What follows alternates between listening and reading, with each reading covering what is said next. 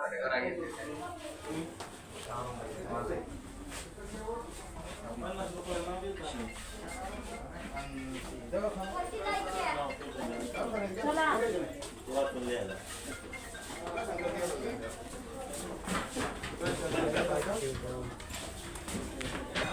श्री शिवाजी रायगड स्मारक मंडळ आपलं सहर्ष स्वागत करीत आहे.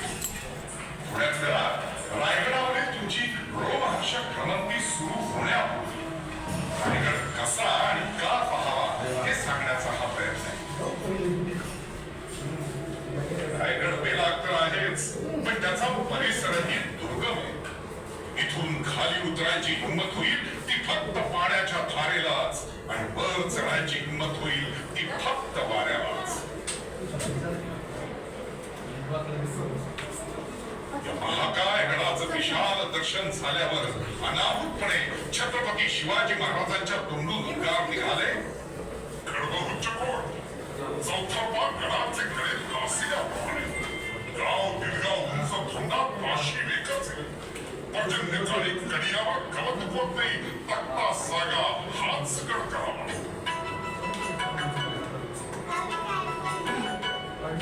महाराष्ट्रातल्या अशा पहिल्या वहिल्या रोपवेनं गडात चढण्याचा रोमहर्षक अनुभव घेत आपण जेव्हा वर पोहोचू तेव्हा अवघ्या 4 मिनिटात 150 मजली इमारत एवढे उंच आलेले असतो.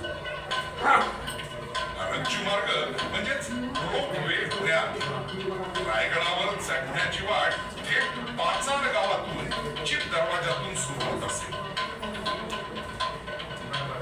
चित दरवाजा खूप लढापूर्वक महादरवाजा असा गडावर प्रवेश होत असे. अत्यंत उंच सखल प्रदेश, दुर्गम बिकट जवळपास 1450 पायऱ्या चढून गडावर पोहोचेपर्यंतच मूर्ती दमछाक होऊन जाते आणि मग गड बघण्यास अंगात प्राणच उडतो. मात्र आता या रोपवे रायगड दर्शन सुलभ झाले.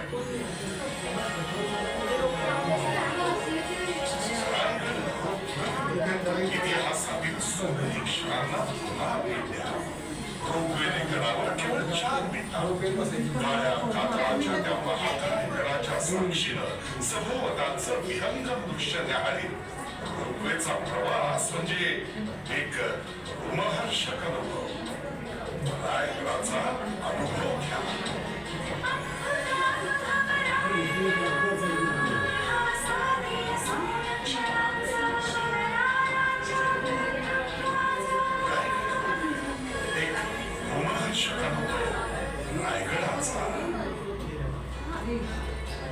रोपवेच्या गडावरील ह्या स्टेशनवर उतरल्यानंतर आपण गडावर ह्या मेणा दरवाजानं प्रवेश करा.